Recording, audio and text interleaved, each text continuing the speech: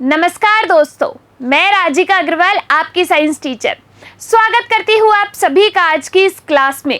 यहाँ पर एक नया टॉपिक हम स्टार्ट करने वाले हैं जिसका नाम है इकोलॉजी एंड एनवायरमेंटल साइंस, यानी कि पारिस्थितिकी तथा पर्यावरण विज्ञान।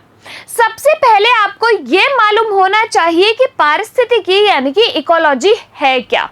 अब देखो, आपको पता है कि हम जो है इस धरती पर रह रहे हैं। अब ऐसा तो नहीं है केवल हम ही रह रहे हैं, बहुत सारे अन्य जीव जंतु है, अन्य जानवर है, सूक्ष्म जीव है, पेड़ पौधे हैं, ये सब जो है इस धरती पर रह रहे हैं, यानी कि इस पर्यावरण के अंदर रह रहे हैं। तो हम सब जीवों का पर्यावरण के साथ संबंध ही क्या कहलाता है? पारिस्थितिकी कहलाता है, इकोलॉजी कहलाता है। ठीक है, आई बात समझ में। अब ये जो इकोलॉजी है, इसका जो शब्द है वो किसने दिया? ये जो इकोलॉजी शब्द है वो दिया आपके किसने? अर्नेस्ट हैकल साहब ने। किसने दिया? अर्नेस्ट हैकल ने दिया। पहली चीज आपको एग्जाम के पॉइंट ऑफ व्यू से ये याद रखनी है, इस शब्द का सर्वप्रथम प्रयोग किसने किया? दूसरा क्वेश्चन आपका क्या बनेगा? सर्वप्रथम प्रयोग जो है वो किसने किया? तो इस शब्द का सर्वप्रथम प्रयोग किया आपने किसने? रीटर ने। तीसरा क्वेश्चन आपका क्या बनेगा कि भारतीय पारिस्थितिकी के जनक किसे कहा जाता है? भारतीय पारिस्थितिकी के जनक जो है वो किसे कहा जाता है? तो ये आपको याद रखना है रामदेव मिश्रा जी को। जैसे हमारे इंडिया के अंदर रामदेव जी फेमस है ना, तो बस उसी से याद रखना, रामदेव मिश्रा। ठीक है, एग्जाम के पॉइंट ऑफ व्यू से ये क्वेश्चन आपके बनते हैं। देखिए, जीवों के कार्बनिक व अकार्बनिक वातावरण व पारस्परिक संबंधों का अध्ययन ही क्या कहलाता है? आपके पारिस्थितिकी कहलाता है, इकोलॉजी कहलाता है। अब इस एनवायरनमेंट के अंदर ऐसा नहीं है ना कि केवल लिविंग ऑर्गेनिज्म ही है, जैसे कि भाई सूक्ष्म जीव ही है, पेड़ पौधे ही हैं, या फिर जो है ह्यूमंस ही है, या फिर कोई अन्य जानवर ही है। सिर्फ ऐसा नहीं है ना, इस जो एनवायरनमेंट है उसके अंदर बहुत सारे ऐसे फैक्टर भी हैं जो हमें प्रभावित करते हैं, जिन पे हम डिपेंडेंट है। जैसे कि आपका ताप हो गया, जैसे कि आपकी आर्द्रता हो गई, जलवायु हो गई, जल हो गया, वायु हो गई। ये सब क्या है? फिजिकल फैक्टर्स है जो हमारे इस एनवायरनमेंट के अंदर है, जिनके साथ अपन संबंध बनाते हैं। भाई बनाते नहीं बनाते कि हम जो है इन पर डिपेंडेंट है या नहीं है, ये हमें प्रभावित करते हैं ना। तो बस यही देखिए यहाँ पर कि पारिस्थितिकी शब्द का प्रयोग किसने किया? रीटर ने किया। किस रूप में किया? इकोलॉजी के रूप में किया। भारतीय पारिस्थितिकी का जनक किसे कहा जाता है? रामदेव मिश्रा जी को कहा जाता है। ये एग्जाम के पॉइंट ऑफ व्यू से आपके कुछ क्वेश्चंस। अब देखिए, अब अपन बात करते हैं पारिस्थितिकी संगठन के स्तर। पारिस्थितिकी संगठन जो है, इसके स्तर से यहाँ पर क्या मतलब है? देखो, जैसे कि मान लो कि एक तुम सिंगल ऑर्गेनिज्म हो, सिंगल एक जीव हो, जैसे तुम हो, तो तुम तो क्या हुए? इंडिविजुअल हुए ना, एक ऑर्गेनिज्म हुए। अब तुम हो, तुम्हारे भाई बहन है, तुम्हारे मम्मी पापा हैं, तुम सब एक घर में रह रहे हो, तो तुम सबने मिलके यहाँ पर क्या बना ली? एक पॉपुलेशन बना ली। क्या? पॉपुलेशन यानी कि जनसंख्या बना ली। अब तुम रह रहे हो, तुम्हारे मम्मी पापा रह रहे हैं। अब ये जब तुम थोड़ा से एरिया में और बढ़ोगे, जैसे कि तुम्हारे पास पड़ोस वाले हो गए, आस पड़ोस वाले हो गए, नेबर्स हो गए, तो ये तुम सब मिलके क्या बना रहे हो? एक कम्युनिटी यानी कि एक समुदाय बना लोगे। अब तुम थोड़ा सा एरिया और बढ़ाओ, उस एरिया में तुम भी हो, तुम्हारे मम्मी पापा भी हैं, तुम्हारे पास पड़ोसी भी हैं, साथ के साथ कुछ अन्य स्पीशीज भी है, जैसे कुत्ता भी आ गया, जैसे बिल्ली भी आ गई। ये सारे मिलके क्या बनाते हैं? पारिस्थितिकी तंत्र बनाते हैं। अब उस एरिया में आपका जल भी होगा, वायु भी होगी, ताप भी होगा। ये सब मिलके क्या बना लेंगे? आपका इकोसिस्टम यानी कि पारिस्थितिकी तंत्र।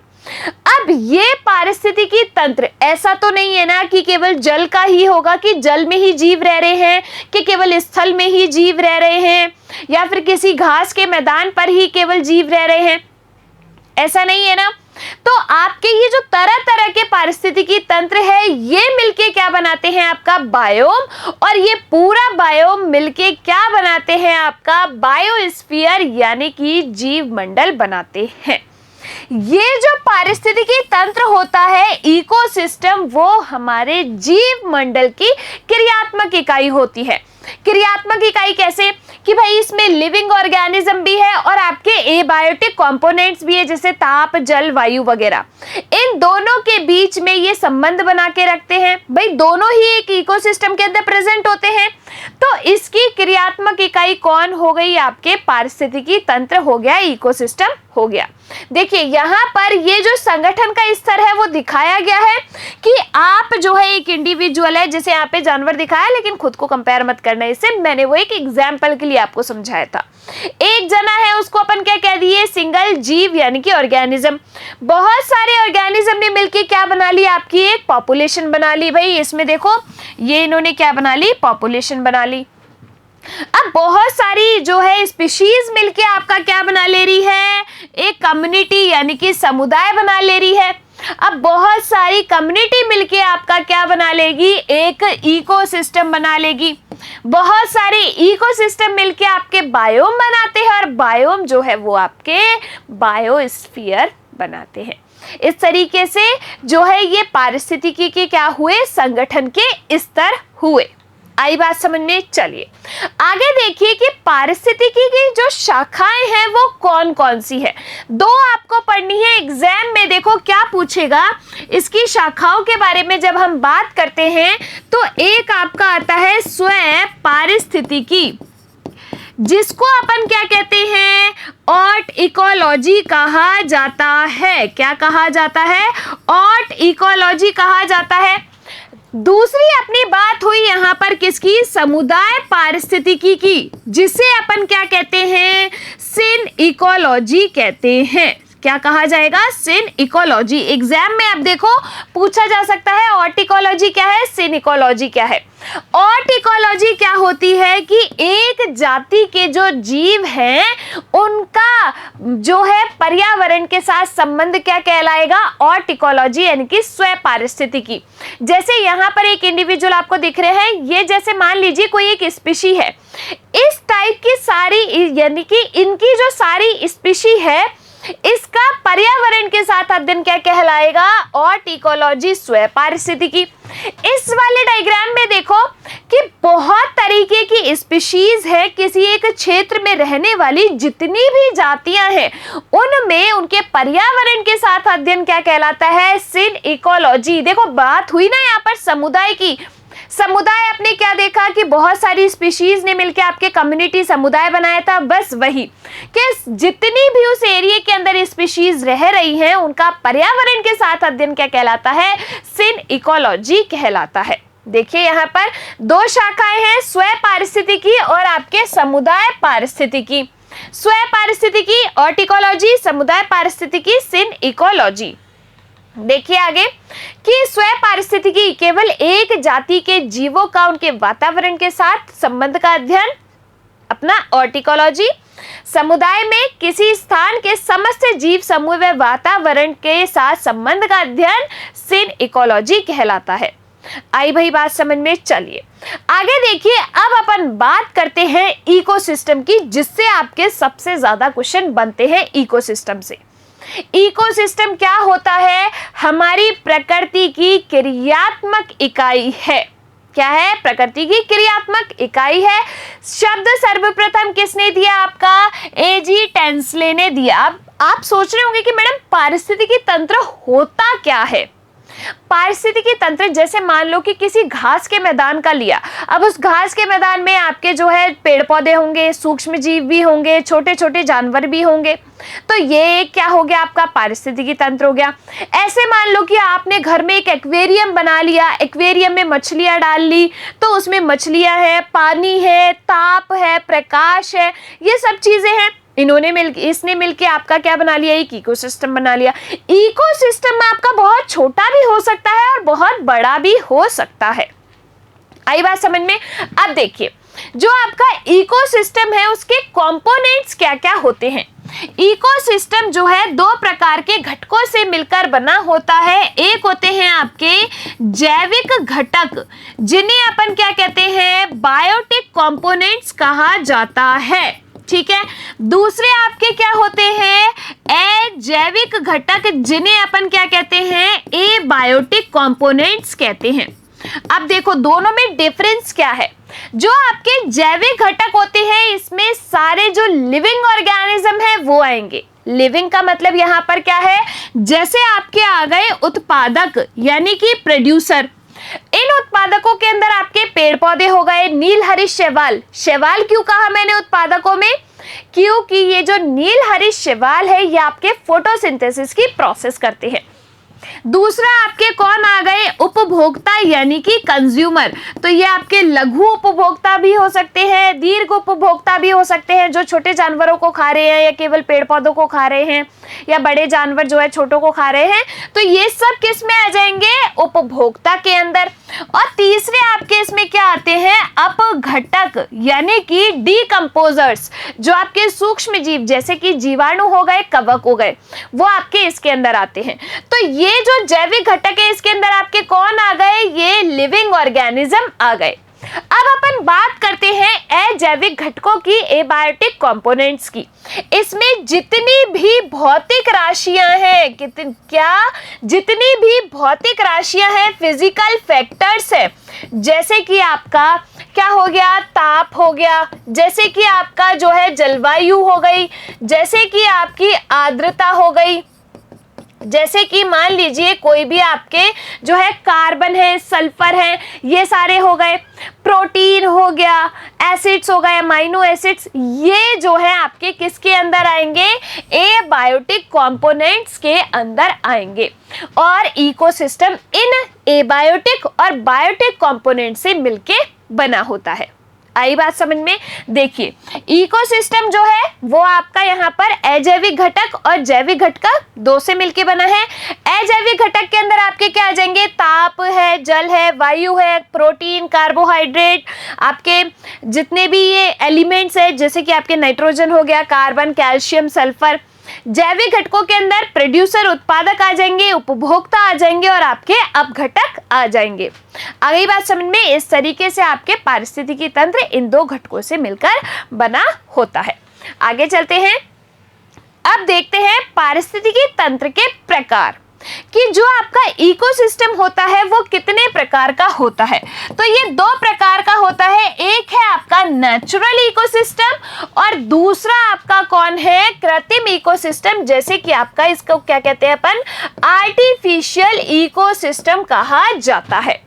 दोनों में क्या डिफरेंस है, देखो इस वाले डायग्राम के अंदर अगर आप पिक्चर के अंदर अगर आप देख पा रहे हो तो ये एक वन का जो है इकोसिस्टम है, एक जंगल का। वहां पर ये पेड़ पौधे हैं, सूक्ष्म जीव भी होंगे, बड़े जानवर भी होंगे, छोटे पक्षी भी होंगे, छोटे जीव जंतु भी होंगे। अब इन वनों को किसी मनुष्य ने तो नहीं बनाया है ना, जैसे कि समुद्र हो गए, ओशियंस हो गए, आपके महासागर हो गए, ये जो है ये किसी भी इंसान ने नहीं बनाए हैं। यानी कि जो प्रकृति में नेचुरल तरीके से पाए जाए उन्हें अपन कहते हैं प्राकृतिक इकोसिस्टम। जो ह्यूमन मेड होते हैं उन्हें अपन कहते हैं कृत्रिम पारिस्थितिकी तंत्र। यानी कि आपका जैसे इस डायग्राम में, इस पिक्चर में आप देख पा रहे हो कि एक पापा जो है एक एक्वेरियम का फोटो एक बच्चे को दिखा रहे हैं, एक्वेरियम घुमाने लेके गए हैं। तो एक्वेरियम हम अपने घर में खुद तरीके से बना सकते हैं कि भाई छोटा सा एक्वेरियम रख लिया, उसमें फिश रख ली, पेड़ पौधे लगा दिए, कर दिया वो कर दिया। तो जो मैन मेड होते हैं उन्हें अपन कहते हैं आर्टिफिशियल इकोसिस्टम। ठीक है। अब ये जो आपका नेचुरल इकोसिस्टम है ये आपके दो टाइप के होते हैं। कौन कौन से, पहला है आपका स्थलीय पारितंत्र और दूसरा आपका आता है जलीय पारितंत्र। स्थलीय को अपन कहते हैं टेरेस्ट्रियल इकोसिस्टम, जलीय को कहते हैं एक्वेटिक इकोसिस्टम। दोनों में क्या डिफरेंस है, स्थलीय यानी कि स्थल पर पाए जाने वाला परितंत्र और जलीय यानी कि जल में पाए जाने वाला परितंत्र। जैसे आपके किसी नदी का हो गया, किसी तालाब का हो गया, किसी समुद्र का हो गया, इस तरीके से। अब ये जो आपका जलीय परितंत्र है ये भी 3 प्रकार का होता है, ये भी आपका 3 प्रकार का होता है। देखिए आगे, सबसे पहले कि पारिस्थितिकी तंत्र के प्रकार प्राकृतिक और कृत्रिम। प्राकृतिक में स्थलीय और जलीय। जलीय के अंदर आपके 3 आ जाएंगे, स्थिर जलीय, सरित जलीय, समुद्री। अब एग्जाम के अंदर क्वेश्चन क्या बनता है, लैंटिक और लोटिक, ये शब्द आपके एग्जाम के अंदर आते हैं। तो देखो, स्थिर जलीय होता है आपका लैंटिक, ऐसा इकोसिस्टम जो कि आपका या तो स्लो मोशन हो, क्या, या तो स्लो मोशन हो या फिर मोशनलेस हो। स्लो मोशन या फिर हम कह सकते हैं इसको मोशनलेस हो, जो गति नहीं कर रहा हो, उसे अपन कहते हैं क्या, स्थिर जलीय परितंत्र, जैसे कि तालाब का, पोखर का, नाली का।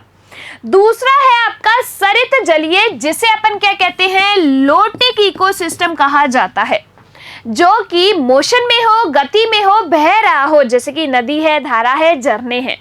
ये क्या हुए आपके सरित जलीय। और समुद्री में आपके महासागर, सागर यानी कि किसी भी महासागर, ओशियन का जो है आपके एक परितंत्र आ जाएगा। आई बात समझ में, देखिए ये जो है यहाँ पर क्या है, टेरेस्ट्रियल इकोसिस्टम यानी कि आपका स्थलीय परितंत्र। एक स्थल है यानी कि एक लैंड है, उस पे इस तरीके के जानवर भी रह रहे हैं, पेड़ पौधे भी हैं, यहाँ पे छोटे जीव भी होंगे, पक्षी भी होंगे, तो ये आपका हो गया टेरेस्ट्रियल इकोसिस्टम। जलीय इकोसिस्टम, जलीय परितंत्र, एक जल के अंदर यानी कि कोई तालाब का हो सकता है, किसी नदी का हो सकता है, वो आपका हो जाएगा एक्वेटिक इकोसिस्टम, क्योंकि उसमें भी तो जीव हैं, उसमें भी तो फिजिकल फैक्टर्स हैं। आई बात समझ में, चलिए आगे चलते हैं। अब अपन बात करते हैं इकोटोन की। इकोटोन क्या होता है, 2 या 2 से अधिक पारिस्थितिकी तंत्रों के बीच जंक्शन का एक क्षेत्र है। जैसे मान लीजिए यहाँ पर एक क्या है, किसी भी टेरेस्ट्रियल, जैसे कि आपके स्थलीय परितंत्र है, ये किसी वन का, ठीक है, ये यहाँ पर एक जल का यानी कि एक एक्वेटिक इकोसिस्टम है। तो ये 2 क्या हो गए आपके, 2 परितंत्र हुए ना, एक टेरेस्ट्रियल हो गया, एक एक्वेटिक हो गया। तो इन दोनों के बीच का जो जंक्शन है उसे अपन ने क्या कह दिया, इकोटोन कह दिया। एग्जाम्पल क्या है इसका, मैंग्रोव वन है। आई कैन, यही बात समझ में, यहां तक क्लियर है चीज। चलिए अब अपन आगे चलते हैं और सबसे मोस्ट इंपॉर्टेंट चीज पढ़ते हैं यहाँ पर, पारिस्थितिकी तंत्र में एनर्जी का फ्लो। एनर्जी यानी कि ऊर्जा का फ्लो कैसे होता है, कितना होता है, किस नियम पर आधारित होता है। देखो भाई, तुम्हें पता है कि पारिस्थितिकी तंत्र में यानी कि हम सब इस धरती पे रह रहे हैं, यूं मानो हम सब अपने खाने के लिए एक दूसरे पर निर्भर है। सिंपल सी बात है, हम जो है अपना खाना, अगर जो वेजिटेरियन है वो पेड़ पौधों से प्राप्त करते हैं, जो नॉन वेजिटेरियन है वो दूसरे जीवों को मार के खा जाते हैं। यही होता है, यानी कि हम अपने भोजन के लिए एक दूसरे पर निर्भर है, एक दूसरे से रिलेशनशिप बनाकर रहते हैं, संबंध बनाकर रहते हैं। अब ये एनर्जी मिलती कैसे है हमको, देखो अब सबसे पहले बात करते हैं ऊर्जा के बारे में। ये जो अपना इकोसिस्टम है, इसमें ऊर्जा का प्रवाह किस नियम के अनुसार होता है, तो ऊर्जा का प्रवाह होता है ऊष्मागतिकी के नियम के अनुसार।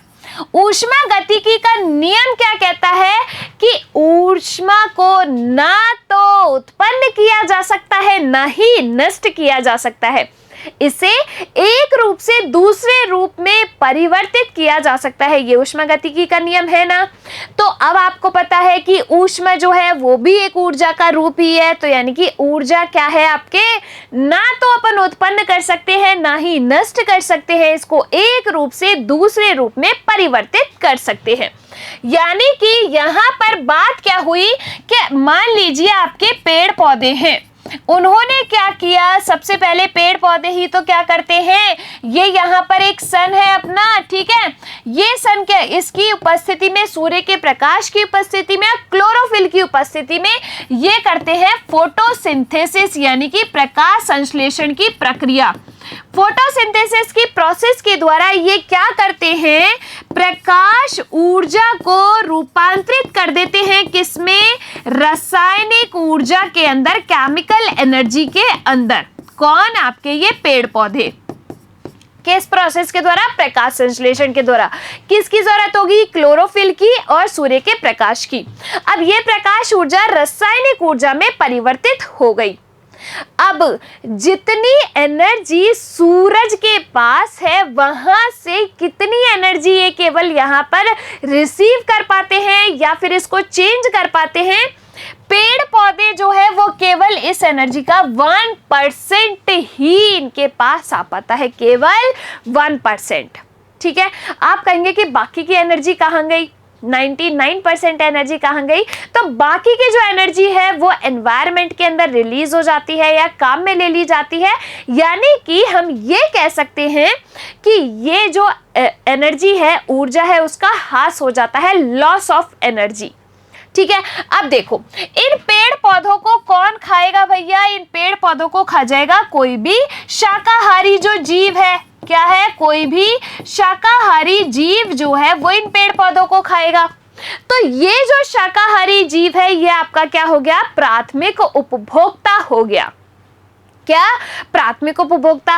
इस शाकाहारी को कोई बड़ा जो है जीव खा जाएगा, वो आपका द्वितीयक उपभोक्ता, और उसको भी कोई और खा गया तो ये हो गया आपका तृतीयक उपभोक्ता। यानी कि एक तरीके से हम भोजन के लिए एक दूसरे पर निर्भर रह रहे हैं।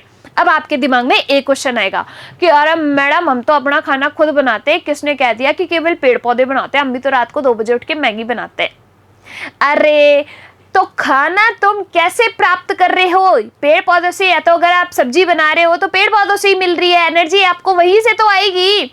आप खुद तो फोटोसिंथेसिस नहीं कर रहे हैं ना, आप तो कोई चीज है रेडीमेड, उसको बना रहे हो, बस पका रहे हो उसको। ठीक है, चलिए। तंत्र में ऊर्जा का प्रवेश, रूपांतरण व विसरण ऊष्मागतिकी के नियम के अनुसार होता है। प्रथम नियम के अनुसार ऊर्जा न तो उत्पन्न की जा सकती है, न ही नष्ट की जा सकती है। द्वितीय नियम के अनुसार ऊर्जा रूपांतरण की प्रक्रिया में कुछ ऊर्जा परिवर्तित रूप में तंत्र से परिक्षेपित अवस्था में विसरित हो जाती है, यानी कि लॉस ऑफ एनर्जी। अब देखिए उत्पादकों में यहाँ पर अपने कौन आ गए? इन उत्पादकों के अंदर अपने आते हैं पेड़ पौधे और नील हरित शैवाल। पेड़ पौधे और आपके क्या?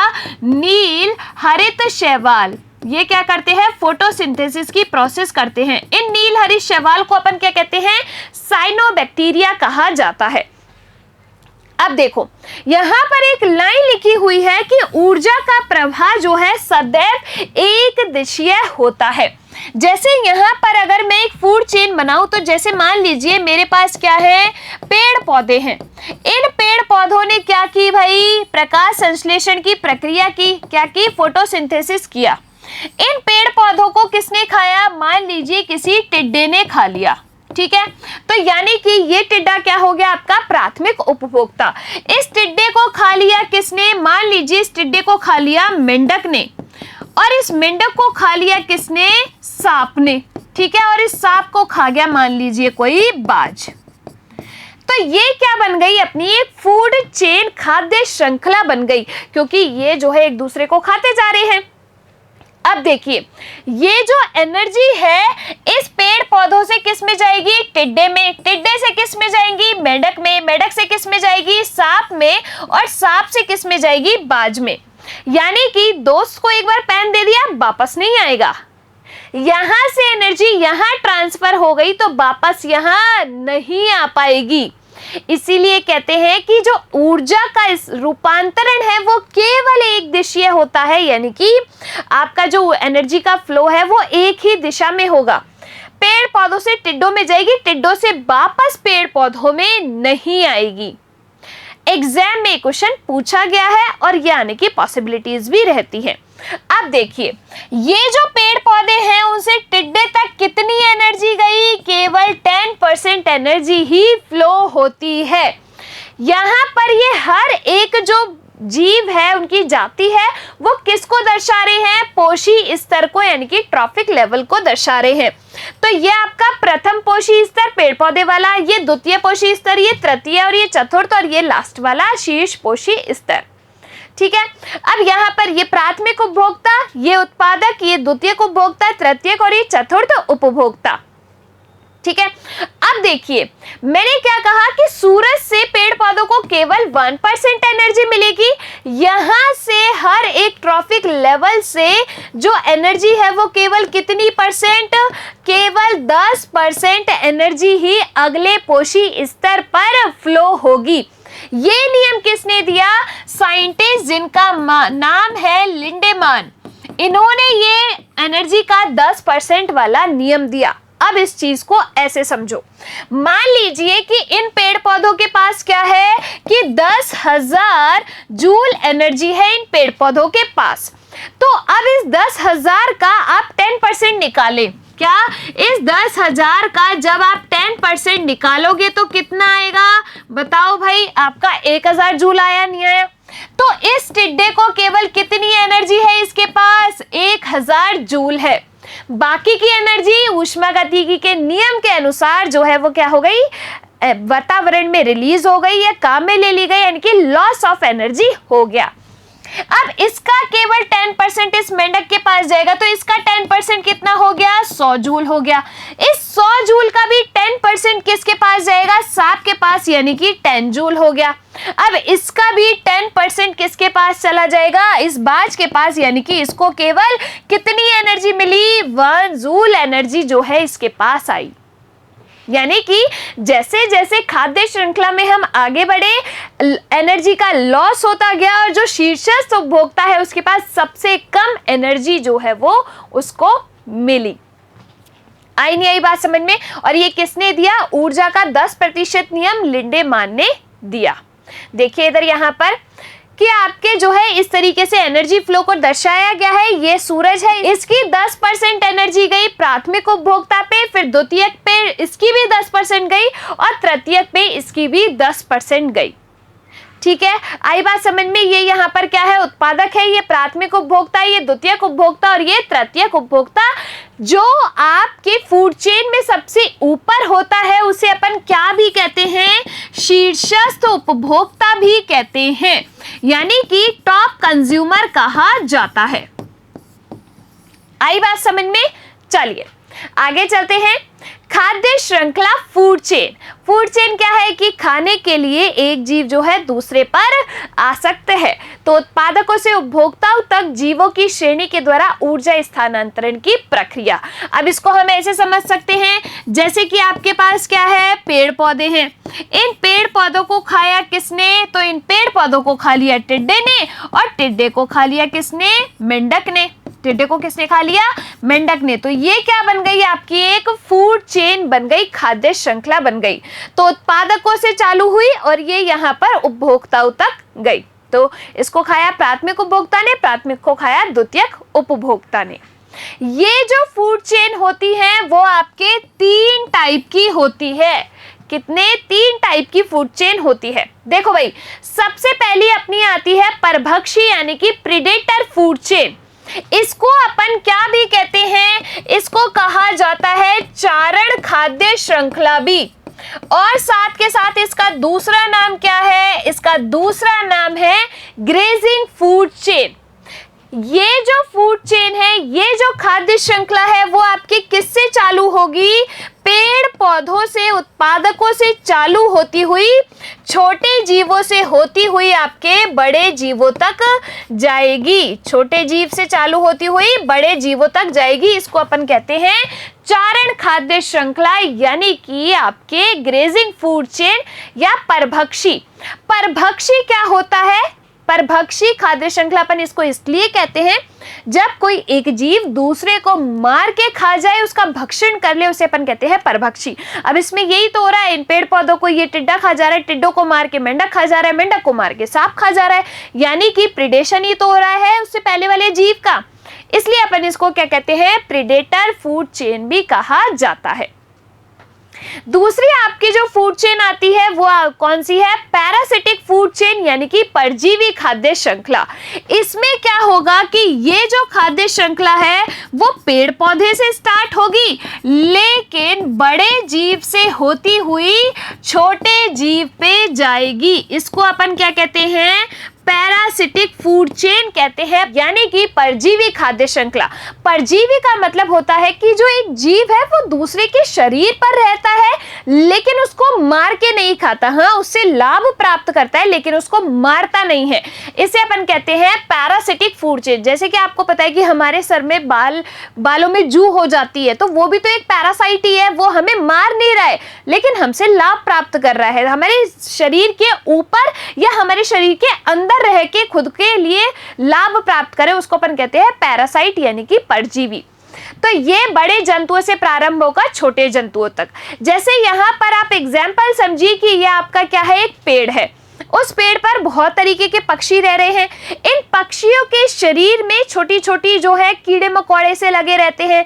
जैसे कि आपके चूहे हैं, चूहे के बॉडी पर पाए जाते हैं ना यर्सेनिया पेस्टिस, जिसकी वजह से अपना प्लेग रोग हो जाता है। ऐसे ही ये जो बर्ड्स है, पक्षी हैं, इनके शरीर पर छोटे छोटे कीड़े और सूक्ष्म जीव भी रहते हैं। इनको अपन इसीलिए कहते हैं क्या कि बड़े जीवों से होती हुई, क्योंकि जो छोटे जीव है वो इन पक्षियों से छोटे हुए साइज में, तो इनको अपन कहते हैं छोटे जीव। इसीलिए इस प्रकार की चेन को क्या कहा जाता है, पैरासिटिक फूड चेन कहा जाता है।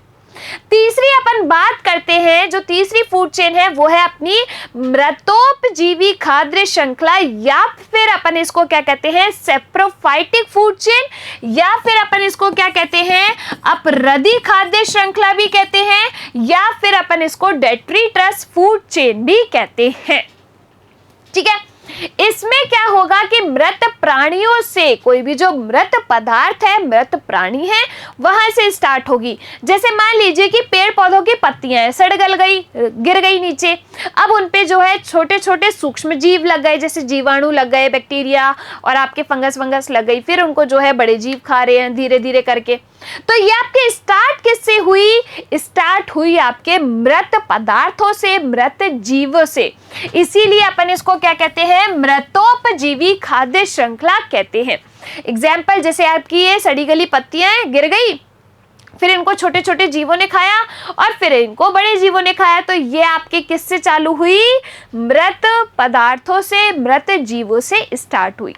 इसी के साथ अपना ये जो छोटा सा टॉपिक है वो आधा यहाँ पर कंप्लीट होता है। आगे की क्लास में हम पढ़ने वाले हैं फूड वेब के बारे में, पिरामिड्स के बारे में, जिसमें एग्जाम में क्वेश्चन पूछा जाता है कि कौन सा पिरामिड कैसा बनेगा। ठीक है, ऐसे क्वेश्चन आपके उसमें से एग्जाम के अंदर आएंगे, जो अपन पढ़ेंगे अगली क्लास में।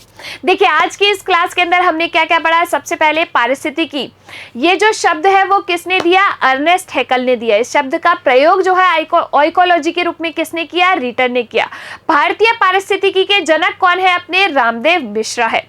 पारिस्थितिकी तंत्र की शाखाएं दो है, स्व पारिस्थितिकी और आपके समुदाय पारिस्थितिकी। स्व पारिस्थितिकी और टिकोलॉजी एक प्रकार की जाति के जीवों का वातावरण के साथ संबंध का अध्ययन। आपका दूसरा है सिन इकोलॉजी, तो बहुत सारे प्रकार की जाति के जीवों का वातावरण के साथ संबंध का अध्ययन सिन इकोलॉजी कहलाता है। पारिस्थितिकी तंत्र जो है वो आपकी क्रियात्मक इकाई है प्रकृति की। पारिस्थितिकी तंत्र आपके दो प्रकार का, प्राकृतिक, कृत्रिम। प्राकृतिक प्रकृति के द्वारा निर्मित, कृत्रिम जो है आपका मैन मेड। प्राकृतिक में दो है, स्थलीय, जलीय। स्थलीय जैसे आपका किसी स्थल पर, जैसे कि आपके कोई वन हो गया, कोई और घास के मैदान हो गए ये। जलीय एक्वेटिक इकोसिस्टम में आपके तीन आते हैं। लैंटिक आता है जिसमें आपका जो मोशन है या तो वो मोशनलेस होगा या फिर स्लो मोशन होगा। दूसरा है आपका लोटिक, जिसमें सरित जलीय यानी कि जो जल है वो बहता रहेगा, मोशन में होगा, वो अपना होता है लोटिक। और तीसरा है समुद्र वाला, जिसमें आपके महासागर, सागर ये आ जाएंगे। फिर इसके बाद हमने देखा कि इकोसिस्टम के दो प्रकार के घटक होते हैं, बायोटिक, एबायोटिक। बायोटिक को अपन कहते हैं जैविक, जिसके अंदर उत्पादक, उपभोक्ता, अपघटक। अजैविक घटकों के अंदर ताप है, वायु है, इसके साथ साथ जल है, आपके कार्बन है, नाइट्रोजन है, ये सब मिलके आपके क्या बनाते हैं, एबायोटिक कंपोनेंट। और इन सब मिलके, बायोटिक और एबायोटिक मिलके आपका इकोसिस्टम। इसके बाद हमने डिस्कस किया था एनर्जी फ्लो, ऊर्जा का प्रवाह एक दिशीय होगा, किस नियम के अनुसार, ऊष्मागतिकी के नियम के अनुसार। कैसे कि ऊर्जा को ना तो उत्पन्न किया जा सकता है ना ही नष्ट किया जा सकता है, एक रूप से दूसरे रूप में रूपांतरित किया जा सकता है। दूसरी चीज, केवल एक पोषी स्तर से दूसरे पोषी स्तर पर केवल 10% एनर्जी ही ट्रांसफर होगी। ये किसने दिया, लिंडेमान ने दिया। ऊर्जा का प्रवाह एक दिशीय होगा, इसके बाद हमने देखा कि आपके जो है, जैसे मान लीजिए पेड़ पौधों के पास 10,000 जूल एनर्जी है, तो उसकी केवल 10% जाएगी प्राथमिक उपभोक्ता, उसकी 10% द्वितीयक उपभोक्ता और उसकी भी 10% किस पे जाएगी, तृतीयक उपभोक्ताओं के पास जाएगी। इसके बाद हमने देखा फूड चेन यानी कि खाद्य श्रृंखला खाने के लिए दूसरे पर निर्भर होते हैं, इसे कहते हैं खाद्य श्रृंखला। अब इस खाद्य श्रृंखला में 3 प्रकार हमने पढ़े। पहली है आपकी कौन सी, परभक्षी यानी कि प्रेडेटर फूड चेन, इसको चारण खाद्य श्रृंखला भी कहते हैं, ग्रेजिंग फूड चेन भी कहा जाता है। पेड़ पौधों से स्टार्ट होती है, छोटे जीवों से होती हुई बड़े जीवों पर जाएगी।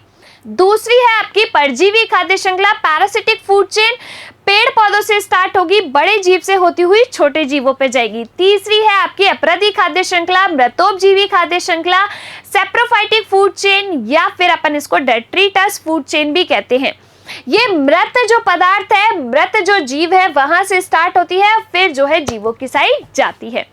इस प्रकार से यहाँ पे एक इस चैप्टर का छोटा सा टॉपिक कंप्लीट होता है। मिलेंगे अपन अगली क्लास में इसी टॉपिक को कंटिन्यू करते हुए।